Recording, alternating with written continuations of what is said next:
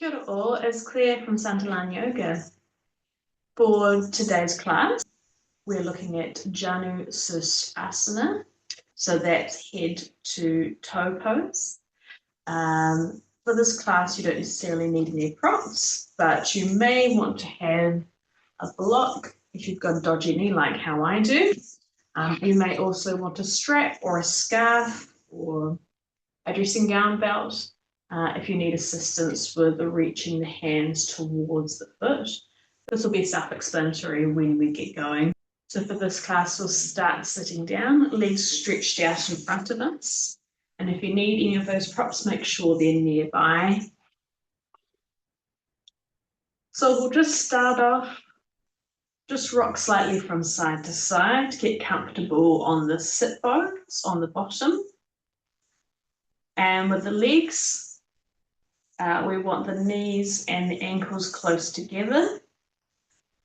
And just to prepare, we want to grow tall through the spine, so lifting up and out of the waist, front and back.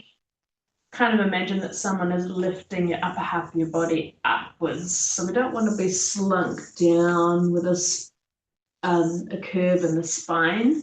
We want to be sitting up tall, nice and straight. Just for the moment, we'll bring our hands alongside our hips, roll those shoulders back and down. And just feel the length of the spine here.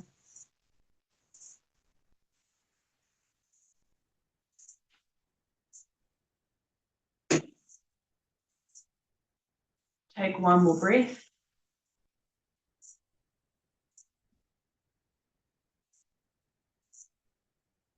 And then when you're ready, we'll bend through the right knee, draw that heel in towards the body as close as you can. And then we'll drop that right knee out to the right. Now this is my not so good knee. I've had surgery on it. So it's still a little bit unhappy when it goes out to the side. So I use a block for this knee. Just place it somewhere alongside the thigh. And this will just help your body to relax. When we're using props, we're trying to help our body get into these asanas, these poses. I also have to bring my foot down a little or outwards a little bit further because of this knee.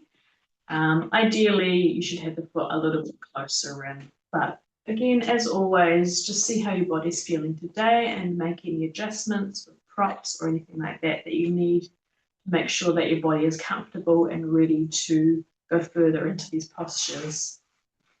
So just make yourself comfortable with that knee out, just making sure those hips are square to the front edge of the mat. We don't want to be skewed off in either direction. And if you need, grab your strap here, unfurl it, and we'll just pop it around that left foot. And we'll just bring it up like this so that it's within reach if you need it. So again, growing tall through the spine. As we inhale, we'll bring the arms up alongside the head. Get that length in the spine, lifting up out of the hips. Inhale here, and as we exhale, we will hinge from the hips, not the back. Reach those arms forward. Keep reaching as if you could touch the opposite side of the room. Keep going, keep going. And then place your hands wherever it's comfortable. Now they could be up on the leg somewhere or alongside the body. Or if you can, reaching the foot, maybe the toes. Or if you're somewhere in between the leg and the toes, grab onto that strap. Use the strap to help essentially pull yourself along. But be mindful here with the spine. For this one, we want our spine straight. So when we're hinging forward,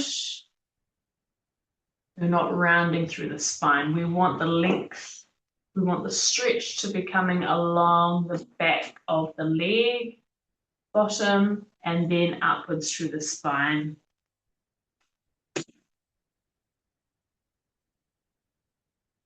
With this left foot, we want to imagine that we're pushing it into a wall, so we want a flexed foot with the toes coming back towards us. If you can reach the foot, you can bring both hands around the foot. Or if you have enough flexibility in the hamstrings and in the back, and you can reach your arms a little bit further, the traditional class is to bring one hand around the other wrist and bring the backs of the palms along the back of the foot. You can also grab onto the front toe. So just experiment with your grip,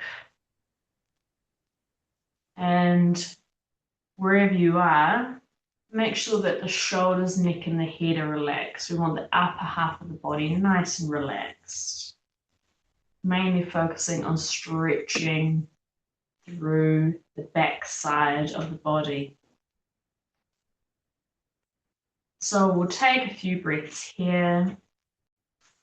As always, inhaling, bring space into the tissues. Exhaling, softening and relaxing. Letting the body know that it's safe. It's okay to extend yourself. And of course, as always, if anything is uncomfortable, then do just come back. You don't have to go to your full expression. It can be anywhere along there.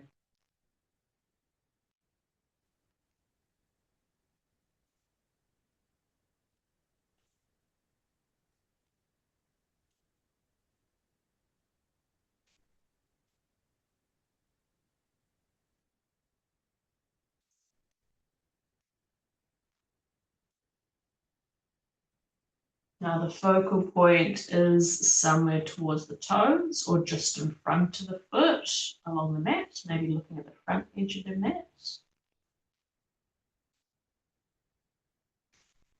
You can also look towards the wall where the wall meets the ground if that's not too far away.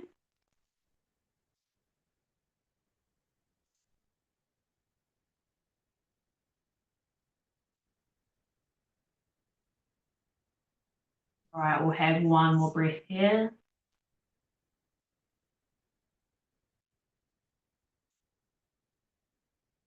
And releasing the hands wherever you are. And we'll walk the hands back towards the body and lifting the body up very gently. Take a breather here. Notice how that spine and the back muscles are feeling, backs of the legs. We'll bring that right knee back into the center and then release that right leg. If you need to, give the leg a little shake, maybe rub the knee a little or the ankle, depending on how your body is feeling. And then we'll switch sides. All right, bending through the left knee, draw that left heel into the body as close as you can, and then drop that left knee out to the left.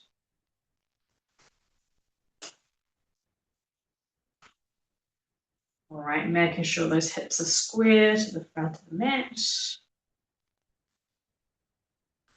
Growing tall through the spine, roll those shoulder blades back and down for now. Make sure that we're sitting evenly on our bottom or on our sit bones, that we're not hiking up to either side. So try to stay heavy through the pelvis. Inhale, the arms up alongside the head. Exhale, hinging from those hips, reaching the arms forward, keep reaching, keep reaching, keep reaching, and then place the hands wherever you wish, somewhere along the leg, alongside on the mat, towards the foot or the strap. And as quite often happens when you're doing things to the left and to the right, it's always good to notice the differences in the body. So maybe this side, you might be able to extend a little bit further. Maybe it's a little bit shorter for you. Just noticing these things. It might be very subtle or it might be very stark.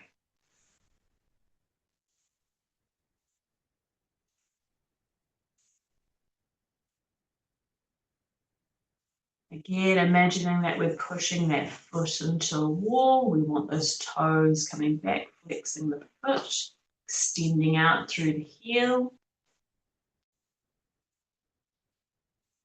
And the other thing that we do with the bent leg is just using the legs of the muscle and gently encouraging that knee down towards the floor. So slightly kind of opening the hips out on that side. So this one isn't relaxing and this one is doing all the work. We want both legs to be doing some sort of work.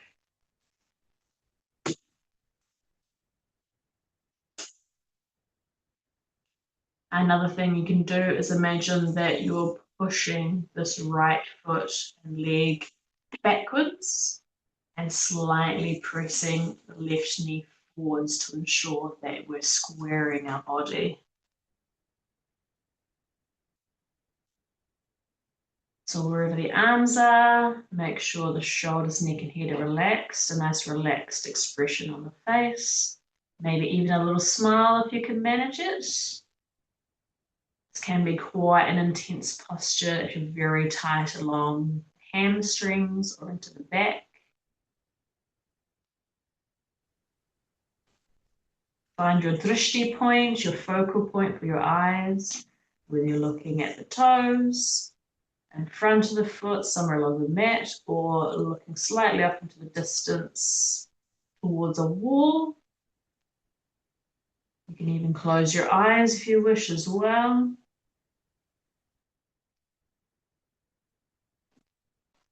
Inhaling space into the body.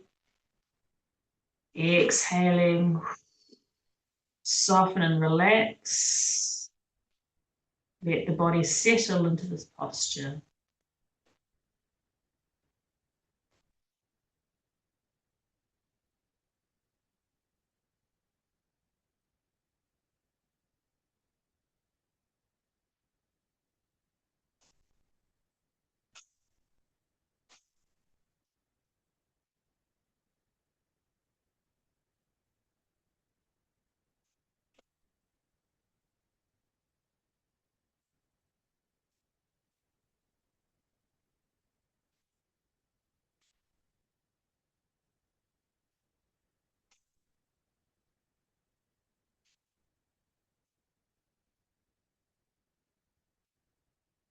And one more breath.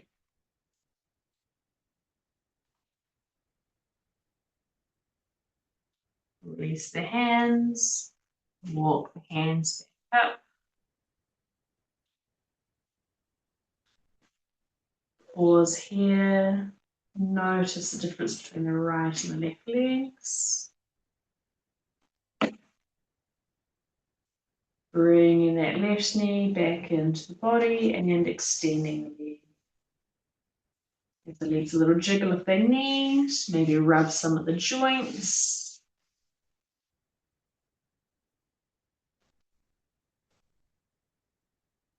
There we are.